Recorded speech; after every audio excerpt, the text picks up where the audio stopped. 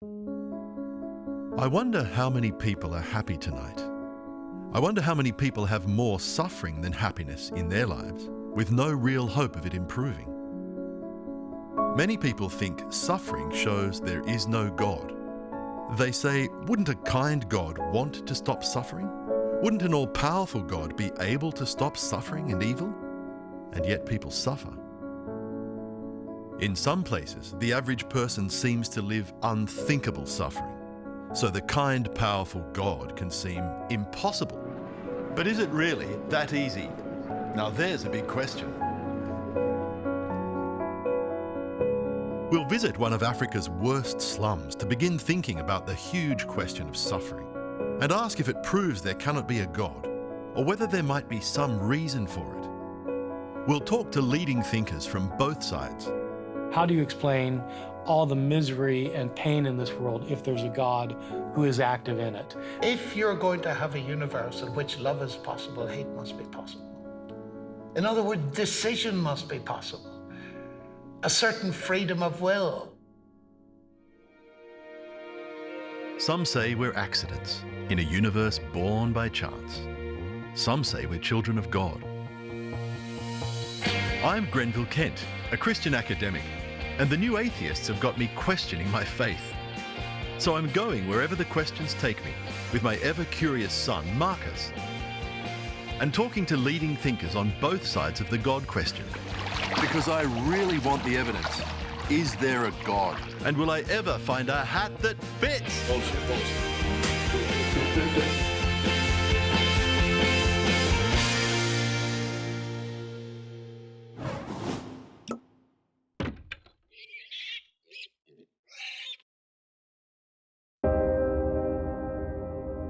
Where is God in the slum? Just kilometres away from the city of Nairobi is a slum named Kibera, often called the worst slum in Africa. Nobody knows how many people live here. Maybe 2 million.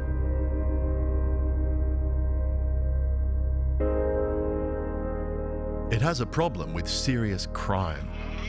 Police told us we wouldn't last 5 minutes, and they sent us angels with AK-47s. This is the area where even the police are often ambushed by gangs.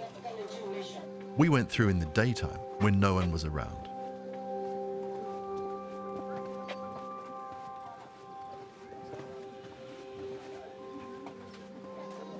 We spoke to Constable Christine when she finished her shift. Yeah, it's a tough place to work because we have a lot of incidences which occurs every day. What types of things? Like rape, assault, mugging. Rape is increasing. Why do you think that is? Because a lot of men are idle and they're jobless. So they only take refuge in just doing such things. So it'd be a very tough place for a woman who lives here. Yeah, it's very tough and very dangerous. What's the problem that drives all this crime? Poverty. What options does a child growing up here have? Some go to school and succeed, and some join the gangs and they just die.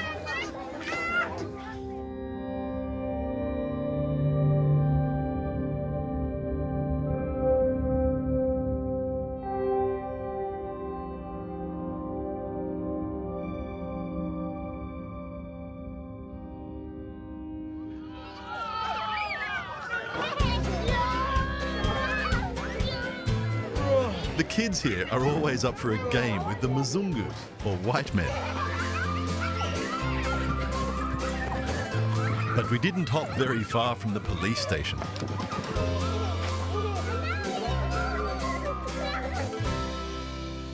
This is also one of the filthiest places you can imagine. Kibera has no sewage system and no waste disposal system other than these guys, who end up in the food chain. Just be grateful you can't smell what we're smelling. People simply don't have toilets, so they use plastic bags and throw them here. I will never, ever complain again about the cost of a plumber. The houses on lower land are in constant risk of flooding. When you look at the health issues, the people who come to the various health facilities to look for medical attention is just huge. Because of the overcrowding and pollution and all that, you will see that all these socioeconomic factors are basically linked to the health challenges that the people of Kibera are facing. And when you look at children playing in all those areas, this is a greatest risk to these children getting infection. Maybe the little money they had for food or to buy water will have to be shared with the treatment for this child who is sick.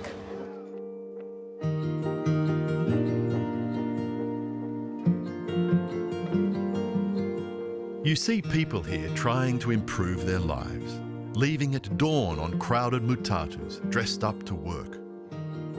Walking around, you see people cutting hair, fixing clothes, making food, recycling and selling anything. The Economist magazine recently called Kibera one of the most entrepreneurial places on earth as people try anything to create income. Yet the average income for a 5-person family here is just over $1 per day. The global economy has forgotten these people. They don't have oil or commodities we want. And governments haven't built the infrastructure they need. A series of political decisions stretching back decades. Here's where you can buy your wallpaper and your paint to do up your corrugated iron house. And I just have to admire how people with almost nothing still want neatness and order and beauty.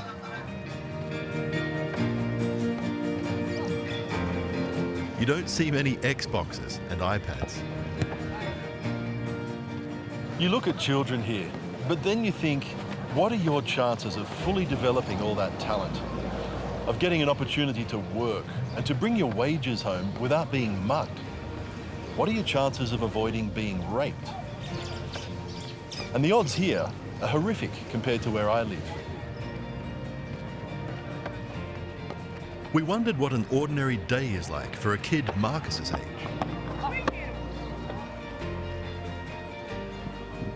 I met Lewis. He's lived in Kibera for 13 years.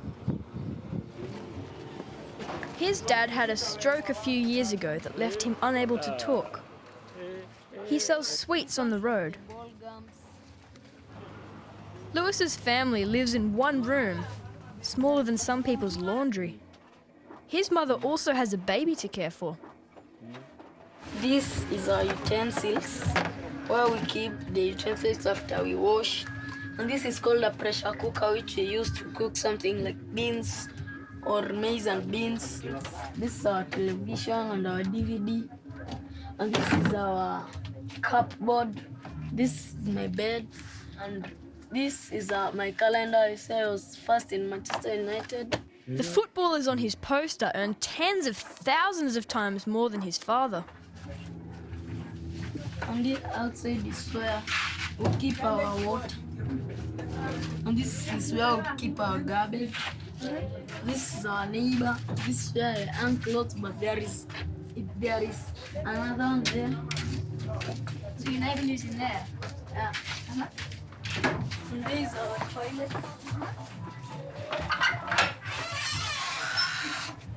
And our pot. Still the same. Oh, okay. But it hasn't been washed by now. Mm-hmm. They had no place for us to sleep, so we went back to our comfortable hotel, feeling a bit awkward.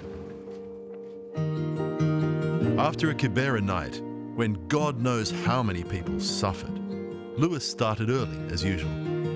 As we're going to start our day, Lord, please help us and be with us the whole day and even guide us.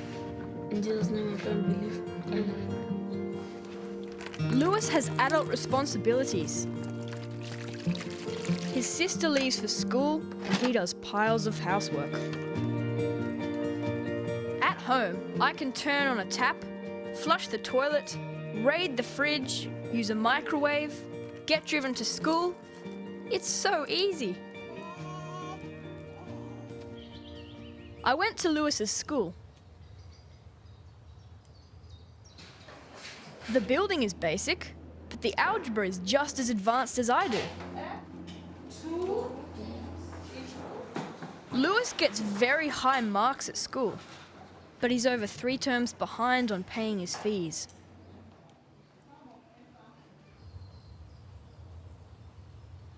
Why do you believe in God, Lewis? God is the creator of everything. I believe in that.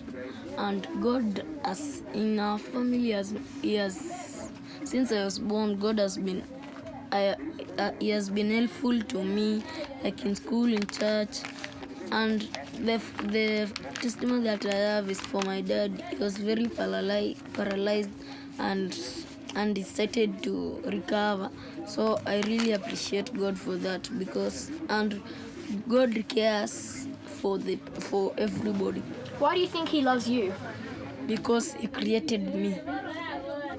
He created me for a purpose. You know, we have many balance because we can't afford like the school fees, house rent. So I pray God to help us to move those doubts. To be honest, I wouldn't like to swap lives with Lewis. He has a loving family, and I like his ambition and hard work, but his life is hard. He actually seems fairly happy, in a serious way.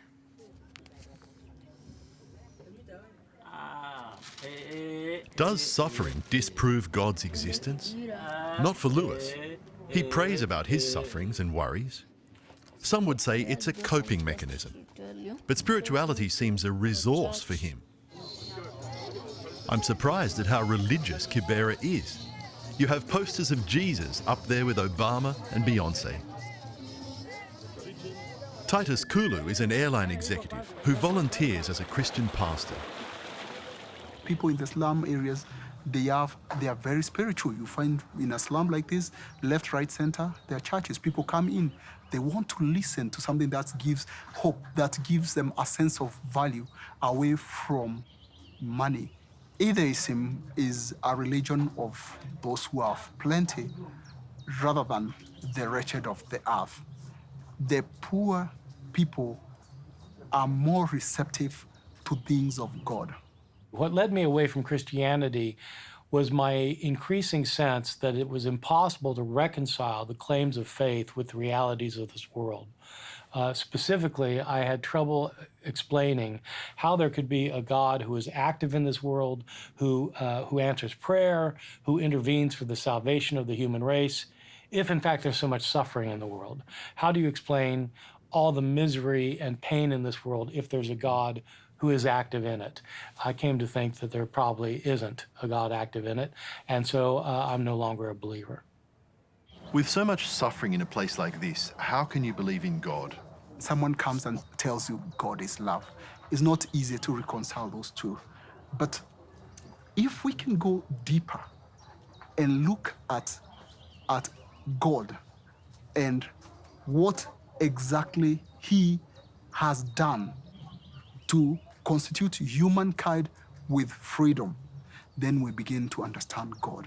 It's my freedom that God has given me, and that defines humanity, in my opinion. Otherwise, without that one, without freedom, there is no being, there's no love. And I can talk of history that has given horrible stories of people who had lived under slavery and they become depersonalized. They are not themselves. They're actually like animals because they did not have freedom. They do what they are expected to do. But with freedom, there is expression, there is creativity. I can laugh back. Free will has consequences. I can choose to do the right thing. I can choose to do the wrong thing. It is a choice. But for me not to be a robot controlled, God gives me that freedom to choose to love him, to choose to love my neighbor. But unfortunately, I can choose not to. And when I choose not to do it, the consequences is what we see in the world today. The problem of suffering and evil is the hardest problem that I face as a Christian. I think in a way it's the hardest problem that any of us face. because sooner or later we come across things that just sear our minds to such an extent, and they make us ask very deep questions. And I think it's helpful when we're thinking about this to realize that there aren't any what I would call simplistic answers.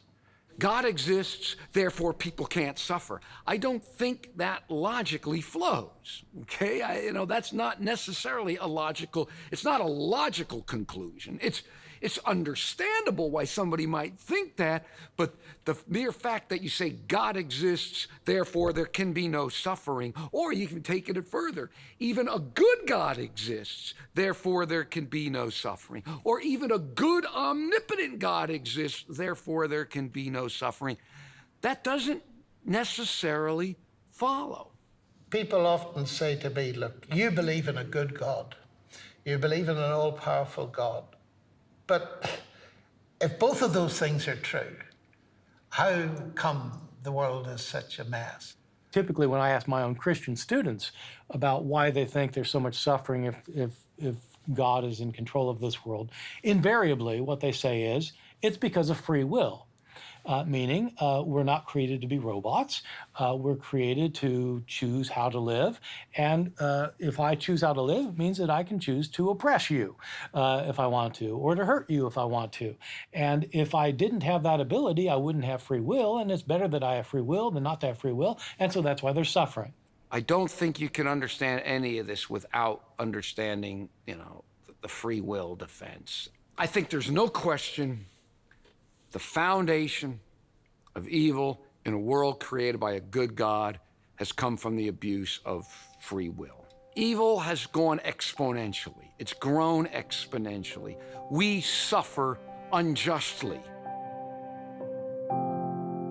We could have seen much worse suffering in Africa. We could have seen child soldiers, child prostitutes, and children starving. But I wanted to expose my 12-year-old to poverty, not to a bullet or an exotic disease.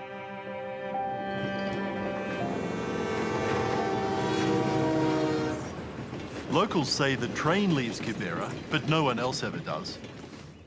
And there's no question that living here would seriously limit your life choices. But still, a kid like Lewis can make real choices. Do I rob people or do I work towards my goal? It won't be easy, and there are no guaranteed outcomes. But don't you admire his character? And don't those choices make us who we are? The problem is that other people's choices affect us. Parents can decide to fund a bright child's study or not. Governments can decide to build proper facilities or not. And that's where it seems unfair. Lewis lives with the consequences of a lot of other people's choices. We're in a great controversy between good and evil, and some people suffer much more than others, and in most cases, most suffering of most people is unjust. I don't have a problem saying that. Most people don't deserve what they get. Sometimes there are circumstances of poverty is not by choice. It's by choices that are made for them by selfish political systems that gives room for one person to own 30,000 acres. We really liked Lewis and found we could fund his entire high school studies with just some of our film budget. That felt fantastic, but it wasn't enough. The question nagged us. If we saved money here, could we pay for another bright kid to get an opportunity?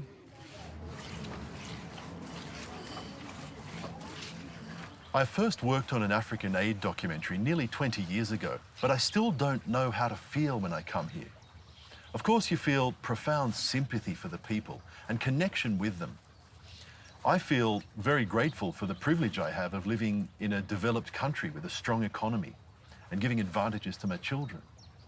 But if I'm honest, I feel a bit of regret for money I've wasted when there's so much more I could do here, even just for one person. Welcome, welcome. Thank you kindly. What about people who don't seem to have much freedom? Anytime. Is slavery finished now? Oh, yeah. Or does the global economy still produce slaves? We had heard of,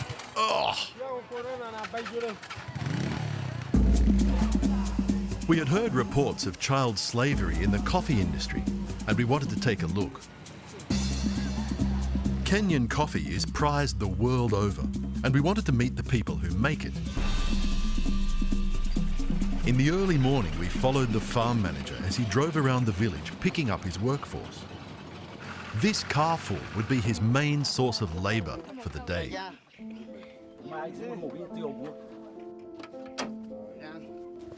I wanted to see a day in their lives. We started work at 7 a.m. and spent the morning picking coffee beans.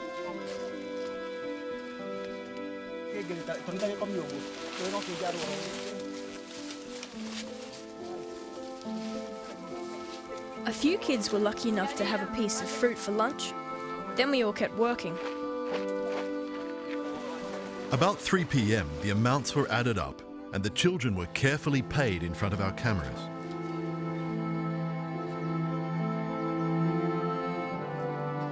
I asked the farm manager if this was child labour. It is not child labour. What it is now, you have to teach your kids how to rely on themselves. Like here in this rural area, you have to teach your child how to do work, how to work. That one is not labor. Labor is whereby you get children and you take them to the big farm. They will stay there, they will farm there, you give them maybe food and nothing else. Then after that, then to be continuous. But now the one you saw, it is, maybe today they are not in school because there are some other events in their places of learning. So they are at home. You don't have to keep them home just to play. You take them for an hour or two to the farm to show them. Aid workers say there are much worse child labour farms in other countries. But still, we're seeing children working on a school day for their survival. Many of these children will be dropped off at homes with only one parent to provide for them, so they may not feel they have any choice at all. If you're having a coffee while you watch this, you're probably horrified to think of child labour in the mix. Solutions are not easy. If the child labour ban were enforced, would these children's families lose income? Yet consumers in other countries can make ethical decisions at the shops and in voting, and we can easily spend the price of a daily coffee on aid and development and feel better for it. The global economy is the sum of the choices of billions of individuals, so we can have an influence if we choose to. Couldn't God have made a universe in which there were beings that didn't commit evil acts on one another? And the answer is, of course he could. But it'd have no humans in it. Because, of course, if you make a deterministic universe, it's robotic. And I simply believe that people who say, couldn't God have done this or that or the other, and made a universe in which we'd never do this, they're wishing themselves out of existence, if only they could see it. God certainly took a risk in creating humans, just as you take a risk in having children. Why would you have children? Because you know that the child you hold as a baby in your arms could grow up to do some awful things, could grow up to reject you. Why bother? Well, the reason you bother, of course, is your hope is that by careful nurturing, that child will come to love you because you value love. I do think in the end it comes down to the reality of love. Love to be loved has to be freely given. It's a risk. It's a risk. This is what happened when it was abused. But God, you say, well, God thought it was worth it. Well, great. God thought it was worth it. So, but in the end, you look at the cross. That's how much God thought free will was worth, that he was willing to go through this rather than deny us free will. If you're going to have a universe in which love is possible, hate must be possible. In other words, decision must be possible. A certain freedom of will. If you're going to have a universe in which you can say yes, it must be a universe in which you can say no. If there's going to be such a thing as good, It can't be pre-programmed.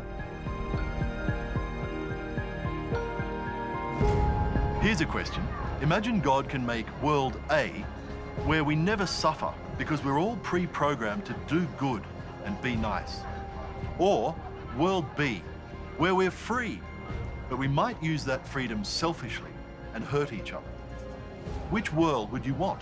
Everyone I ask says world B, because without freedom, we couldn't have love, individuality, artistic expression, or the liberty to define our own lives.